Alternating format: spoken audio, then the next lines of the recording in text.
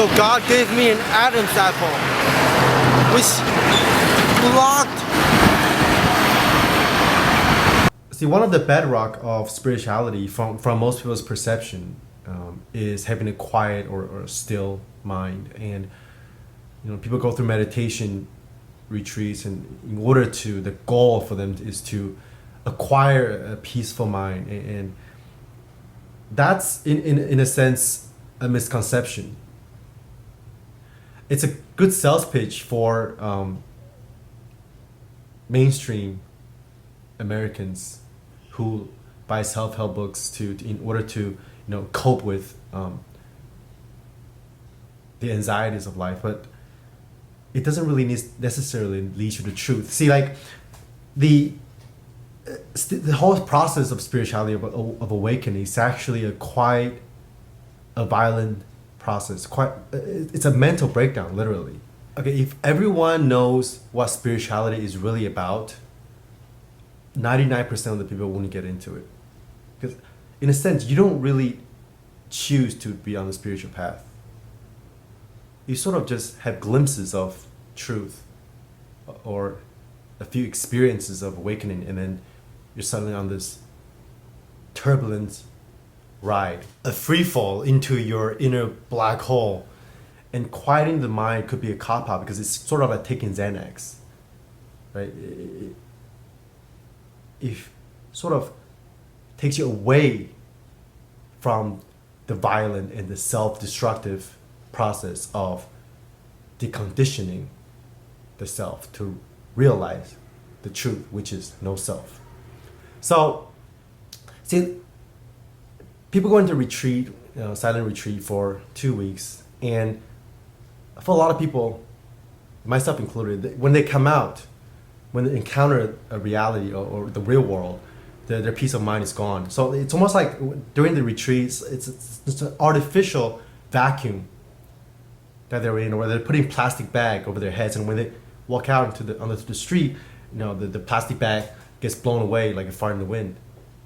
So in a sense, that's non-functional silence. It's almost like training for small off and having to do squats and increase your squat by 50 pounds, and then when you go into a bar and have a fight, you lose despite the strength gains. So I think authentic silence or true silence is more about having a bouncy awareness or a spontaneous unfoldment, or like a dance with the world, but not without. So it's almost like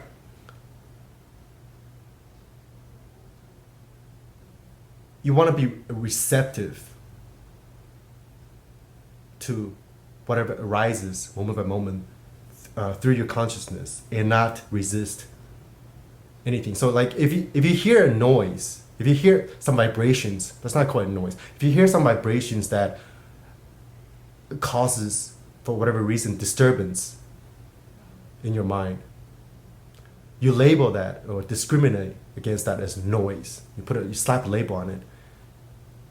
You are, by definition, the process of doing that is actually in and of itself noisy, because you're creating separation between you and the noise. And the whole thing about spirituality is erasing dichotomies and dualities like that, and erasing the separation between you and the world, or you and other people, and become the empty container, or like attain the perfect mind that is mirrors on all sides, and you just reflect and receive whatever arises.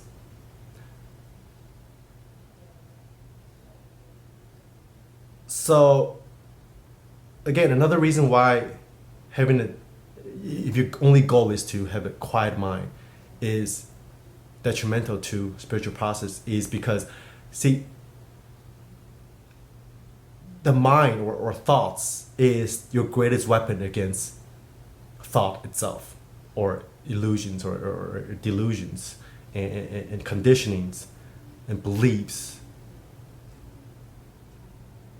that you have accumulated throughout your entire life. And you really have to think pretty hard And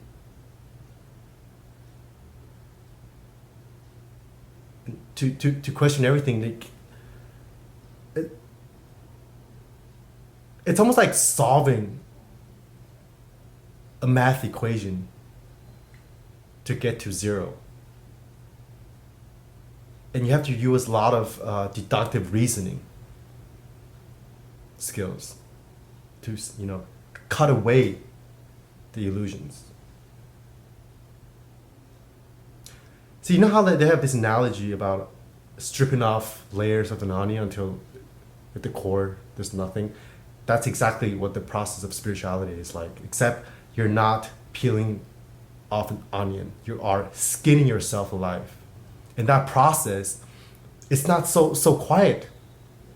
It literally causes mental breakdowns. And a lot of times people are actually making progress when they have sort of a huge mental disturbance or a painful process of skinning yourself alive. And on the inside you're crying and you're unraveling. And you're seeing truth. And that process is anything but quiet. You have to apply equanimity to it, to whatever arises, but that doesn't mean that you're trying to silence your mind and having no thoughts. To burn off my Adam's apple, the Father, the Son, and the Holy Ghost. The Father.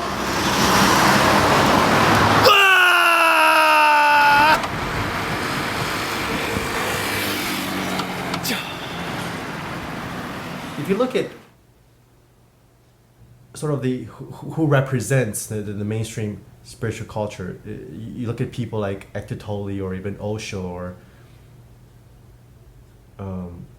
people that talk so slow and are really still. They've already gotten there already through this process of unraveling. So again, you don't want to emulate the teachers who are already there. I got rid of the Adam's apple with the Father, Son, the Holy Ghost. Compassion and bliss and love, all that are post signs, sort of like temporarily rewards for like the Mr. Buddha from the sky.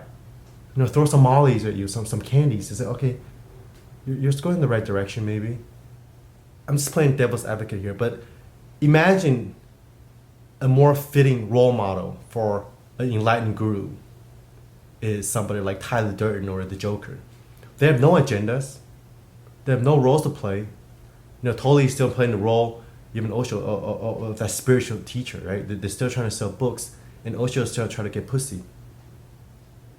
But Tyler Durden and Joker, their actions and their behaviors and what they stand for, it's almost closer to the process, maybe not the end product of spirituality, but the process, the unfoldment of realizing no self.